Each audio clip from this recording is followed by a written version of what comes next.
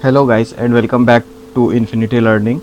So in the last lecture we completed the source coding part of the subject. Now today is a very important topic that we are discussing. It is known as the linear block code, abbreviated as LBC, and it is used for basically the error correction purpose in the receiving and transmitting of data bits. So the linear block code. Now what is linear block code? A block code with length n and it consists of 2 to the power k code words will be called as LBC or linear block code if and only if the condition 2 to the power k code form a k dimensional subspace in the vector space Vn is satisfied. Now don't get confused like what is block code. Block code is nothing but it is a special type of code which consists of a set of finite length code words. Code words are nothing but the sets of 0 and 1 that are the data bits. So it's nothing but a block code of length n and it consists 2 to the power k code words and it forms a k dimensional subspace in the vector space. Now it can be represented in this form where there is two block. First one is n minus k and the second one is k. Now the first block n minus k represents the redundancy in the bits and k represents the message bits, and where n is the length of the block code. So that was the basic definition of LBC. Now with LBC important term is associated which is known as the code rate. So the next topic is code rate. That code rate of an n comma k code is defined as the ratio k by n and denotes the fraction of the code word that consists of information symbols.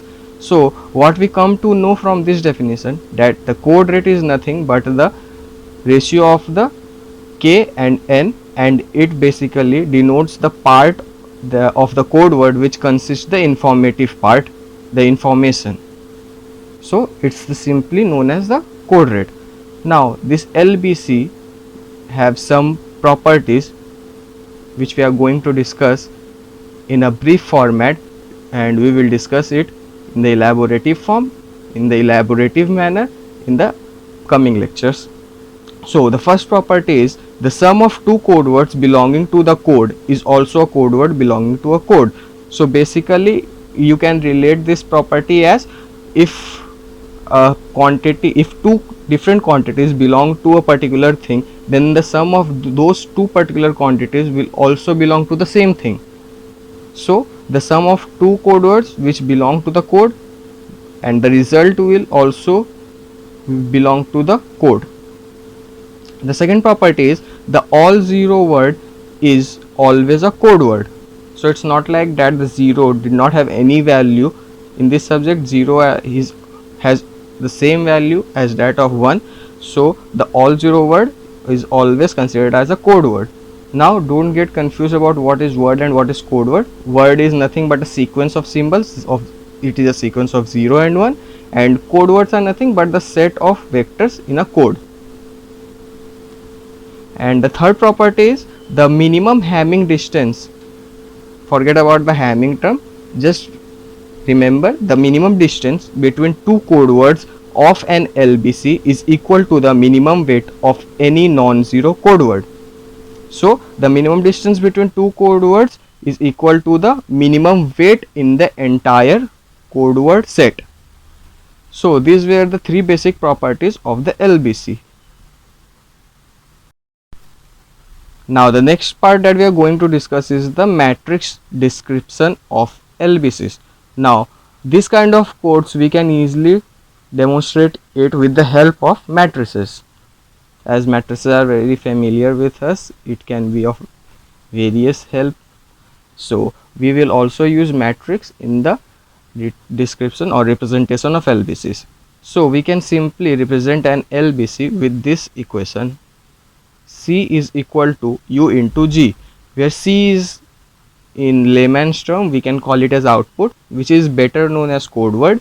U is the information word, but you can call it as the input, and G is the generator matrix. Now this is something new and it has a great significance in this subject, so we will discuss about it in details and we'll try to get maximum of idea of G. So you can imagine it as a first order control system where output is equal to transfer function into input.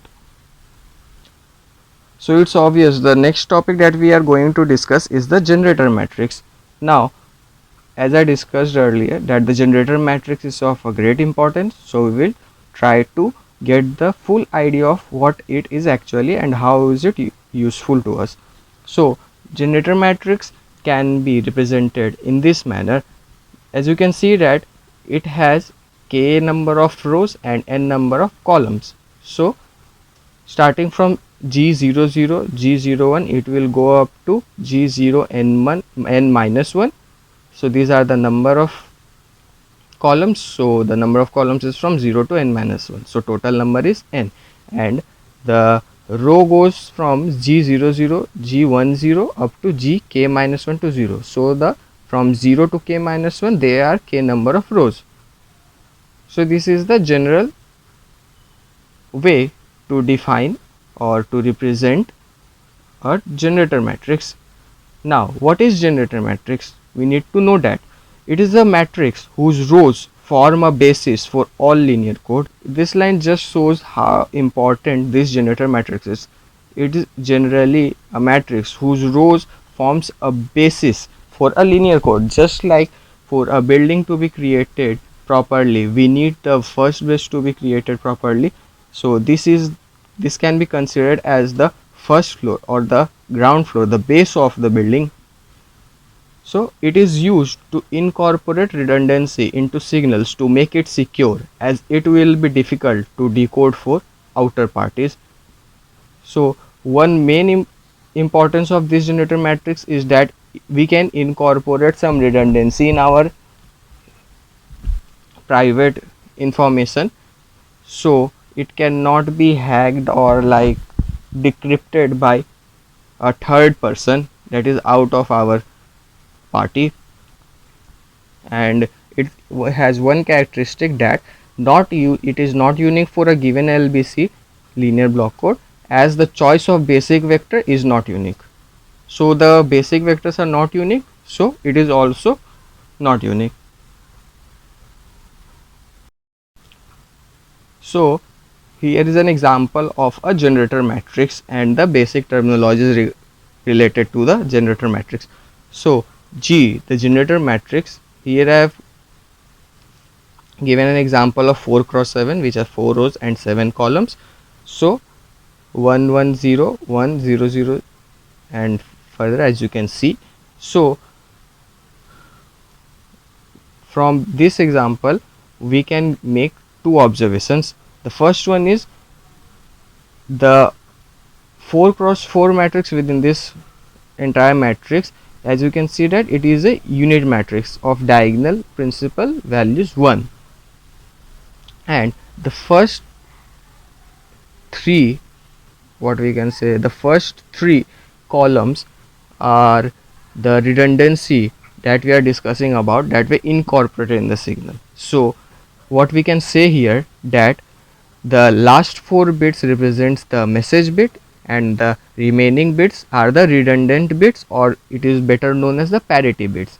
So it's not like the message bits will be in the last or the parity bits will be in the first. It can be in the reverse manner. All you need to do is identify the unit diagonal matrix. So that will be the message bits and the message part, and the remaining part will be the parity bits. So it can be generally represented as LBC 7, 4, where 7 is the total length of the code, that is basically the number of columns, and 4 is the number of message bits. So it is generally represented as LBC n comma k. So from here we can say that n is equal to 7, that is the length of the code is equal to 7, and k is equal to 4, that is the message bits number are 4. Now the redundant bits or the parity bits have the formula n minus k. So that means it is basically the difference between the length of the code and the number of message bits. So that will be 7 minus 4, that is 3. So it is known as parity bits. These parity bits are very important for incorporating the redundancy. So it can be a bit more secure.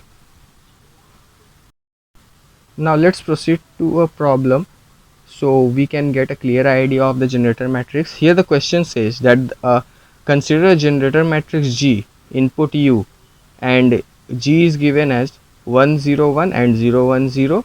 The input are the input is a set of 4 data 0 0 0 1 1 0 and 1 1. We are required to find the generated code C, that is the output.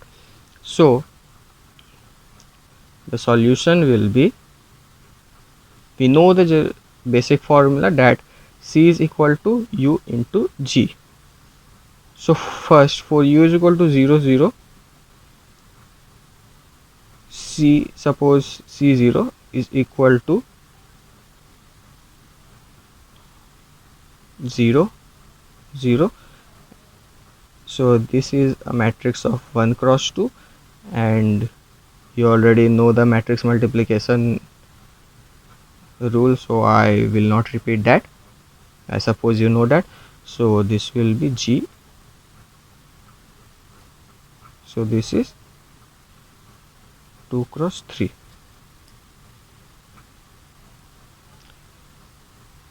So this will come 0 into 1 0 and plus 0 into 0 0. This term will be, this will be 1, like this. The second term will be 0 into 0 plus 0 into 1 0, and the third will be 0 into 1 0 and plus 0 into 0 0.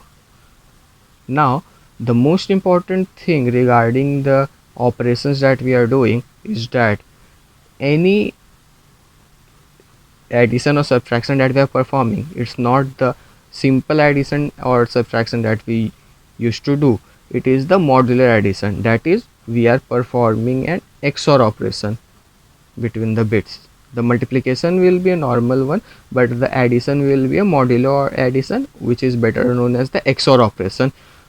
So it will come up as 0 0 and 0. If you don't know the truth table for XOR, it is like x0 and x1, the two inputs,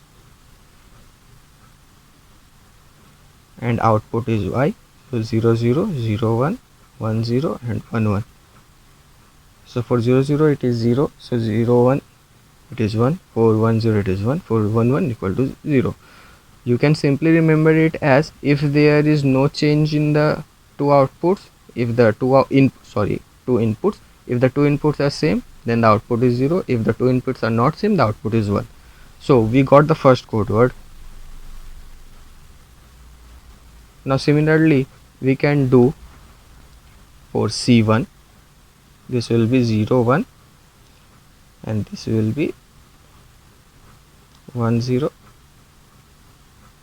0 1 and 1 0.